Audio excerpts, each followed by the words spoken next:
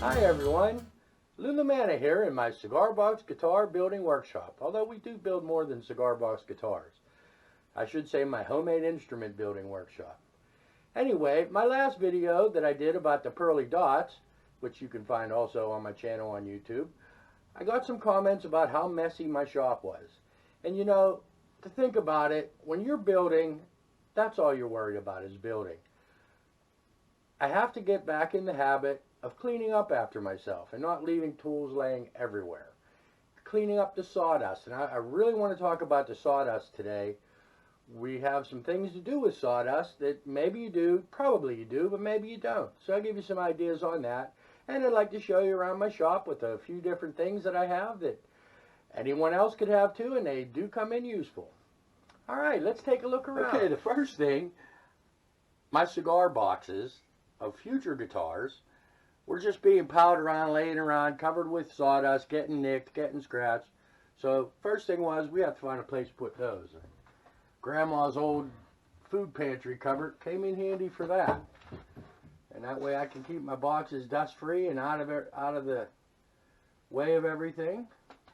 I've got a selection of the Brick House Mighty Mighty boxes, both red and black. So a tobacco special, those are good. This one that's going to be a mandolin someday. Some of these are really neat boxes. These my father's. I have the white one and a black one. I've got this undercrown box that I think will make like walnut. I think that'll make a nice 3-string box. I also came across this box which has a moose on it with a red eye. And I can use my red picks to do dots on that one. That one could come out pretty nice too. And a Mark Twain walnut box. I think that's going to be a 4-string. Anyway, there's a whole selection of boxes which I keep adding to every week. Every time I go to the tobacco store to buy my tobacco, what do you got for me this week? And now they save them for me.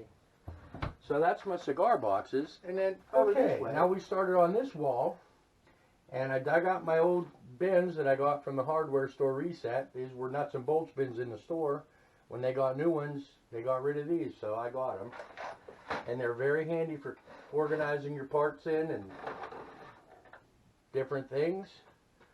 I have all my stains and finishes in one area, so this has become my finishing table. That's the best place for that. I hung a 2x2 up here on the wall, and it's a place to keep all my clamps. I have a variety of clamps, and it's a place to keep them up out of the way. I can see what I have, know what I need. If I need a clamp, I can just grab it, use it. When I'm done with them, put them away, keep the workbench neat. Okay, another little thing. In our kitchen, we have a magnetic bar to hang knives on. Well, when we got a new one, I took the old one and I mounted it underneath my workbench here with all my little tiny screwdrivers and awls and my end nippers, things that get lost in your workbench when you're in this way. If I'm working, I can grab off something that I need and I can use it, and then when I'm done, I just has a place I can stick it there. It's out of the way, it doesn't create a mess. And this is another handy thing. This is a leveling beam that I made out of scrap stuff. I had a piece of oak, I don't know what size it was, but anyway, I planed the two edges so they were completely flat. And then I took plexiglass, which I also got from the hardware store. This was out of their scrap that they were throwing away, and it didn't cost me anything. And I got it the same size as that. This isn't the piece, but I got it the same size as that. And I just basically glued it onto there on two sides. And then I used the super glue and masking tape strip to put some 220 grit on this side and some 400 grit on this side. And I use it for a leveling beam because that's the most important part of doing a guitar, is making sure your frets are level. This is very handy, and when I want to change the paper, because the paper is just held on with super glue and masking tape, I can peel it off, put new masking tape on, new super glue between the layers, and put new sandpaper on, and I'm good to go and start all over again. Okay, now I want to talk about, before we move, another thing that I want to show you. I have this shelf under my bench. And what I've done is I've put all my power tools that I regularly use, they're all plugged in to a strip over here, which I do need to move down there. But they're all ready to go. I have my angle grinder. It's ready to go. My Dremel tool, my random orbit sander, my drill. This is my little battery operated drill, and over there is my router. They're all handy, they're all ready to go. I just reach down, use it. When I'm done, I put it back underneath, out of the way. It keeps my bench clear. Little tips for less time cleaning up later, more time building. Okay, now you know, when we build these, we use nice hardwoods, and we always use nice wood. Well, when you drill it, saw it, sand it, cut it, whatever you do with it, you make sawdust. And what I do for each particular type of wood I use, I save the sawdust. And I keep them in old spice jars. I have cherry, red oak, purple heart, walnut. And what I use this sawdust for is to make putty, because sometimes you get a crack, sometimes you get a place where the glue, you're gluing on a fingerboard, and the side, there's a little void right there. You can simply make some of this up and put it in, and you'll never know it. It'll make it invisible. Here, let's use a little cherry, and I'll show you how to do this. Although I'm sure a lot of you do this. Just sprinkle some sawdust. A little bit of Type Bond 2 or whatever kind of wood glue you use. I should open this first.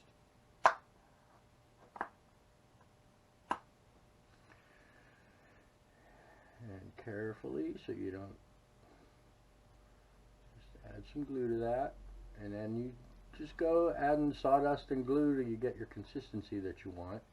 Now, I don't know about you guys, but in my junk mail, I get credit card offers almost every day. So instead of just throwing them away, I save them unused credit cards, and they make great little things for the shop. So I'm just going to mix this up. Need a little more glue.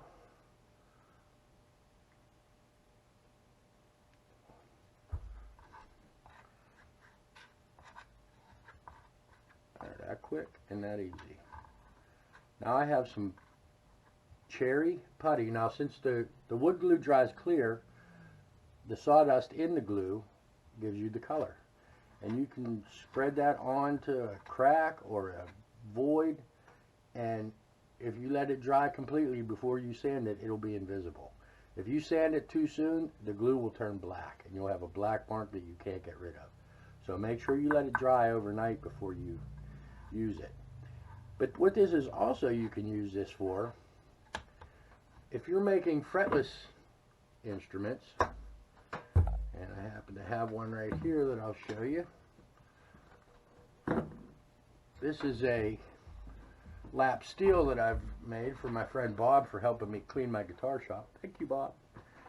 And I used poplar for the fingerboard, and I wanted something to make fret markers, so I actually cut fret slots just like I was going to fret it. And then once my fret slots were cut, I mixed up some walnut putty and filled all the fret slots in with the walnut putty, sanded it smooth, and I mean they're as smooth as glass and they look like frets in there. Any fretless instrument you could do this on, and it's really simple. Also got my blue pearly dots here that Bob wanted. But this instrument, let me turn it around so you can see it. I still wanted to incorporate cigar boxes in it, so this is they're called undercrown boxes. This is the lid off of a box, and I took it and I just cut it so it would fit over the bottom of this, and then I routed, and not even with a router, I used a Forstner bit on my drill press, and I made a channel for the pickup to fit in, and it came over for the pots to go in. And there's a void under here where the wire, if you can see, there's the jack, and this just sits right on there. I have it screwed down with 2 screws plus 2 screws through here and on the pickup. But if you need access to any of these things, you take those screws off, that'll lift right off, and you can do whatever you need to on the inside. So that's not glued down. the bridge and the nut were made from a piece of this aluminum angle that I had to buy a 4-foot piece. It was like $3 at Ace Hardware, and I was able to cut and shape. Made a couple screw ups, no big deal. You know, I could probably make 50 more there. And also another thing I did on the top, this is also the lid, but I didn't keep the sides on it, of an undercrown box. And I did glue that down. And these pieces of wood that the tuners are mounted to, when you buy your cigar boxes, a lot of times they have the wooden inserts and they're like spacers in the box.